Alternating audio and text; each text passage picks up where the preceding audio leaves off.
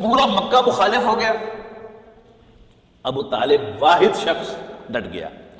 یعنی حالانکہ ان کے اپنے ہی خاندان میں ابو لہب جو تھا وہ حضور صلی اللہ علیہ وسلم کا بدترین مخالف تھا، لیکن چونکہ وہ خاندان کا سربراہ نہیں تھا لہذا اس کی چلتی نہیں تھی.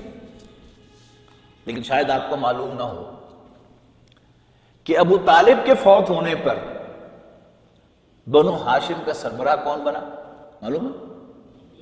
ابو لہب خاندان بنو ہاشم کا سربراہ بن گیا، اور اس نے ٹیک اوور کرتے ہی ودن 2 ویکس، یعنی ایک سیرت نگار نے اندازہ بھی دیا ہے ٹائم کا کہ ودن 2 ویکس اس نے حضور صلی اللہ علیہ وسلم کو ڈس اون کر دیا. یعنی وہ جو قریش تقاضا کر رہے تھے ابو طالب کو، جو ابو طالب نے نہیں مانا تھا مطالبہ، ابو لہب جو کہ خود بدترین دشمن تھا رسول اللہ صلی اللہ علیہ وسلم کا اور مخالف بھی تھا، لہذا اس نے آتے ہی حضور صلی اللہ علیہ وسلم کو بنو ہاشم سے نکال دیا. اچھا، اب اس خاندانی معاشرے میں بنو ہاشم سے یا خاندان سے نکال جانے کا مطلب کیا تھا؟ آج کی ٹرمینالوجی آپ یوں سمجھیے کہ کسی شخص سے اس کی سٹیزن شپ جو ہے وہ چھین لی جائے. جیسے ہمارے عرب بہت سے ممالک جو ہیں انہوں نے جو بھی ایکٹیوسٹ مسلمان تھے ان کی جو شہریت ہے وہ چھین لیا ان سے. اب اس کے نتیجے میں چونکہ ان کے اپنے ملکوں نے انہیں ڈس اون کر دیا تو اب وہ دنیا کے مختلف ممالک میں اسائلم لے کر زندگی بسر کر رہے. اب حضور صلی اللہ علیہ وسلم کے لیے بھی مسئلہ کیا تھا کہ چونکہ بنو ہاشم نے ڈس اون کر دیا، اب بنو ہاشم کے ڈس اون کرنے کے بعد حضور صلی اللہ علیہ وسلم کی اس قبائلی معاشرے میں کوئی پہچان ہی نہیں، کوئی حیثیت ہی نہیں ہے. لہذا اس قبائلی معاشرے میں سروائیو کرنے کے لیے حضور صلی اللہ علیہ وسلم کو بھی کسی اسائلم کی ضرورت تھی، کسی پروٹیکشن کی ضرورت تھی. یہی وہ پروٹیکشن تھی جو سیکھ کرنے کے لیے رسول اللہ صلی اللہ علیہ وسلم طائف تشریف لے گئے تھے. عام طور پر سرسری طور پہ کہہ دیا جاتا ہے کہ حضور صلی اللہ علیہ وسلم تبلیغ کی غرض سے طائف گئے تھے، لیکن آپ ان ڈیپتھ سیرت کا مطالعہ کریں گے تو آپ کو اندازہ ہوگا کہ حضور صلی اللہ علیہ وسلم تبلیغ کے لیے طائف نہیں گئے تھے، بلکہ آپ اسائلم کے لیے طائف گئے تھے کہ اب میرے خاندان نے مجھے ڈس اون کر دیا ہے تو مجھے طائف کا کوئی سردار جو ہے وہ اون کر لے تو میں اس کی پروٹیکشن میں اپنا کام جو ہے وہ جاری رکھ سکوں. وہاں سے آپ کو اسائلم نہیں ملی، اور بلکہ برعکس ہوا معاملہ کہ 3 بڑے سردار تھے طائف کے اندر جن سے آپ جا کر ملے ہیں. ایک سردار نے کہا کہ میں تم سے بات نہیں کرنا چاہتا، اس لیے کہ تم دعویٰ کر رہے ہو کہ تم اللہ کے نبی ہو، اور یہ دعویٰ سچا بھی ہو سکتا ہے جھوٹا بھی. اگر تمہارا دعویٰ جھوٹا ہے تو پھر میں تم سے اس لیے بات نہیں کرنا چاہتا کہ میں جھوٹے آدمی سے کلام نہیں کیا کرتا، معاذ اللہ. اور اگر تم سچے ہو تو چونکہ میں تمہیں اللہ کا نبی نہیں مانتا لہذا مجھے اندیشہ ہے کہ میں تمہاری انسلٹ کر دوں گا اور اللہ کے عذاب میں گرفتار ہو جاؤں گا، لہذا میں تم سے بات نہیں کرنا چاہتا. یعنی ہیوملٹی کا انداز ہے نا، یہ بات کرنے کا ذرا ایک شائستہ انداز، لیکن مطلب کیا تھا؟ I don't want to talk to you. دوسرے نے کہا کہ اچھا دیکھو اللہ کو پورے مکے میں سوائے تمہارے کوئی نہیں ملا تھا نبی بنانے کے لیے. یتیم، تنگ دست، چلو کتنی انسلٹ ہے. یعنی تصور کیجئے کہ اللہ کا پیغمبر یعنی بعد الخدا بزرگ صلی اللہ علیہ وسلم جن کی حیثیت سٹیٹس کیا ہے، اللہ تعالیٰ کے بعد سب سے زیادہ محترم شخصیت وہی ہے، لیکن ان کے ساتھ کیا ہو رہا ہے؟ اسی زمین پر ہوا. اب یعنی اس جواب پر بیتی کیا ہوگی ذرا اس کا بھی تصور کیجئے نا. حضور صلی اللہ علیہ وسلم کو تو یقین تھا نا کہ میں اللہ کا نبی ہوں، میرا سٹیٹس کیا ہے، لیکن یہ جواب ملا. اور تیسرے نے نہ صرف یہ کہ پناہ نہیں دی بلکہ گاؤں کے شہر کے اوباش لڑکوں کو بلا کر ان سے کہا کہ ذرا خبر لو اس کی.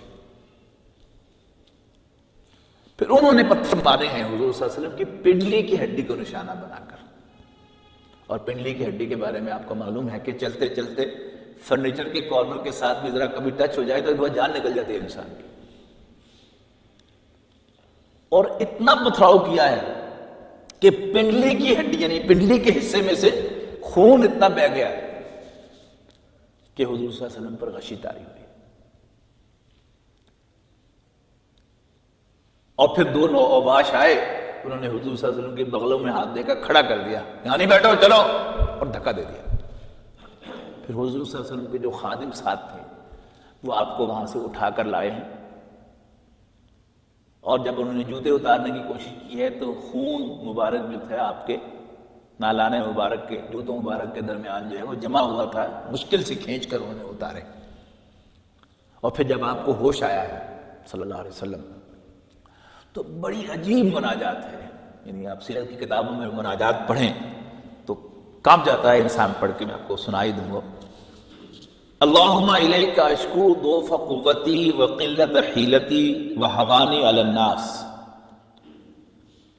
اے اللہ میں تجھ سے اپنی کمزوری اور بے بسی اور لوگوں کے حوالے کیے جانے کا شکوہ کرتا ہوں. یعنی تو نے مجھے اتنا بڑا مشن سونپ دیا لیکن مجھے اکارڈنگلی قوت نہیں دی, اور قلت حیلتی مجھے اکارڈنگلی وسائل نہیں دیے, اور آن ٹاپ آف دیٹ مجھے لوگوں کے حوالے کر دیا ہے کہ مجھے ستائیں اور ماریں پیٹیں. اس لیے کہ حضور صلی اللہ علیہ وسلم سے بڑھ کر کسے اور یقین ہو سکتا تھا کہ میرے ساتھ جو کچھ بیت رہی ہے یہ اللہ کی اجازت سے ہو رہا ہے.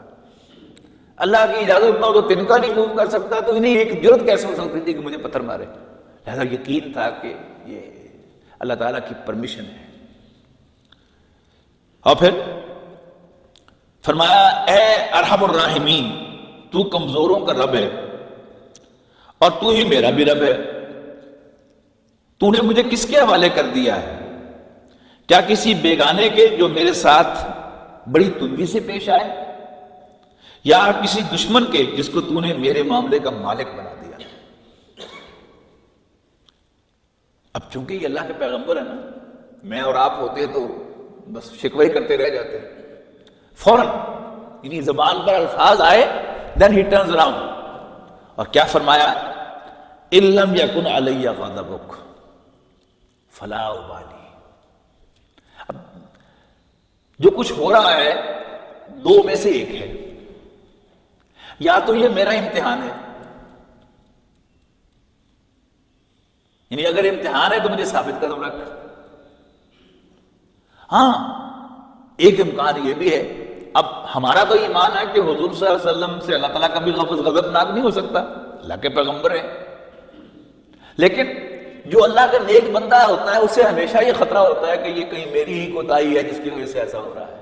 تو لہٰذا فرمایا ان لم یکن علی غضبک فلا ابالی, اے اللہ اگر یہ سب کچھ تیرے غضب کے نتیجے میں نہیں ہو رہا تو پھر مجھے کوئی پرواہ نہیں ہے. یہ ہے بندگی.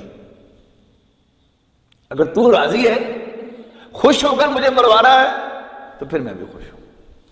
ہاں پریشانی ہے تو مجھے اس بات کی کہیں تم اس سے ناراض تو نہیں ہو گیا, لیکن تیری عافیت میرے لیے زیادہ کشادہ ہے.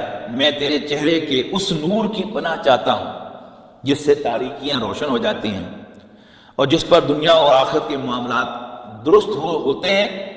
تو تو مجھ پر اپنا غضب نازل, اس چیز سے تیری پناہ مانگتا ہوں کہ تو مجھ پر اپنا غضب نازل کرے, یا تیرا عطاب مجھ پر وارد ہو. تیری رضا ہی کا میں طالب ہوں یہاں تک کہ تو خوش ہو جائے, اور تیرے بغیر کوئی اور زور اور طاقت نہیں ہے. اچھا, اب مکے میں پھر وہی کیفیت ہے کہ مکے کے لوگ تو تلے ہوئے تھے, صرف پروٹیکشن کس کی تھی؟ ابو طالب کی. اب انہیں بھی معلوم ہے کہ ابو لہب نے خاندان بنو ہاشم سے اس کو نکال دیا ہے, لہذا بنو ہاشم کی پروٹیکشن اسے حاصل نہیں ہے. لہذا رسول اللہ صلی اللہ علیہ وسلم مکہ مکرمہ میں داخل نہیں ہو سکتے. مکہ مکرمہ میں ایک شخص مطعم بن عدی تھا اس کا نام تھا، ایک اور خاندان سے اس کا تعلق تھا، لیکن تھا وہ شریف النفس انسان، تھا وہ مشرک ہی، اس لیے کہ جو مسلمان ہو چکے تھے تو ویسے ہی وہ تو کنڈیم ہو چکے تھے اس معاشرے میں، لہذا کسی مسلمان کے لیے پروٹیکٹ کرنا ممکن نہیں تھا، لہذا آپ نے مطعم بن عدی کو پیغام بھیجا کہ تم مجھے پروٹیکشن دو، اس نے کہا کہ ٹھیک ہے میں تمہیں پروٹیکٹ کرتا ہوں، آ جاؤ۔ رسول اللہ صلی اللہ علیہ وسلم نے پھر پیغام بھیجا کہ نہیں فارملی، تو پھر اپنے 6 بیٹوں کو مسلح کر کے وہ لایا ہے اور ان کے گھیرے میں حضور صلی اللہ علیہ وسلم کو لے کر وہ مکہ مکرمہ میں داخل ہوا ہے۔ یہ ایک فارمل اعلان تھا کہ آج سے یہ شخص میری پروٹیکشن میں ہے۔ پھر وہ حرم میں گیا ہے اور اس نے جا کر اعلان کیا ہے کہ میں نے محمد کو پناہ دے دی ہے۔ ابو جہل نے اس سے کہا کہ تم نے اچھا نہیں کیا، لیکن since we have done it، لہذا وہ جو خاندانی روایت تھی، قبائلی روایت تھی، اس کے مطابق ہم اسے اون کریں گے۔ تو یہ بھی بڑا ٹرننگ پوائنٹ ہے حضور صلی اللہ علیہ وسلم کی سیرت کا۔ الم یجد کا یتیمن فآویٰ، کہ اللہ نے آپ کو یتیم نہیں پایا تھا کہ آپ کو پناہ دے دی۔ اب یہ کون سا سال ہے؟ کیلنڈر میں اس کو ذہن میں رکھیے گا، یہ نبوت کا 10واں سال ہے۔ اسی سال ابو طالب کا بھی انتقال ہوا اور حضرت خدیجہ کا بھی انتقال ہوا، وہ تفصیل سے ہم بعد میں پڑھیں گے، لیکن ابھی فی الحال صرف پروٹیکشن کو آگے چلائیے۔ پھر اسی سال جب حج کا موسم آیا ہے، سن 10 نبوی کا حج، تو اس میں رسول اللہ صلی اللہ علیہ وسلم کی ملاقات ہوئی یثرب سے، مدینے سے آئے ہوئے 5 افراد سے۔ آپ نے تعارف کروایا، وہ ایمان لے آئے، واپس گئے، اگلے سال 12 افراد آئے، وہ جاتے ہوئے ایک معلم ساتھ لے گئے، اور پھر 75 افراد آئے، بیعت عقبہ ثانیہ ہوئی۔ انہوں نے اب رسول اللہ صلی اللہ علیہ وسلم کے سامنے اپنی طرف سے اسائلم پروٹیکشن ایکسٹینڈ کی، یعنی ایز ٹرائبس، اوس اور خزرج دونوں قبیلوں نے، ایز انڈیویجول نہیں۔ مطعم بن عدی کی جو پروٹیکشن تھی وہ انڈیویجول تھی، لیکن اب جو پروٹیکشن حضور صلی اللہ علیہ وسلم کو آفر کی گئی وہ کیا تھی؟ 2 بڑے قبیلوں کی پروٹیکشن تھی، اوس اور خزرج کی، جسے رسول اللہ صلی اللہ علیہ وسلم نے قبول فرمایا، اور اس پروٹیکشن میں نبی اکرم صلی اللہ علیہ وسلم نے مدینہ منورہ ہجرت فرمائی۔ تو یہ گویا شرح ہے، مینیفیسٹیشن ہے اس آیت مبارکہ کی، الم یجد کا یتیما فآویٰ۔ تو انشاءاللہ اس پر گفتگو اگلی نشستوں میں جاری رہے گی۔ اقول قولی ھذا واستغفر اللہ لی ولکم ولسائر المسلمین والمسلمات۔ صلوا علی الحبیب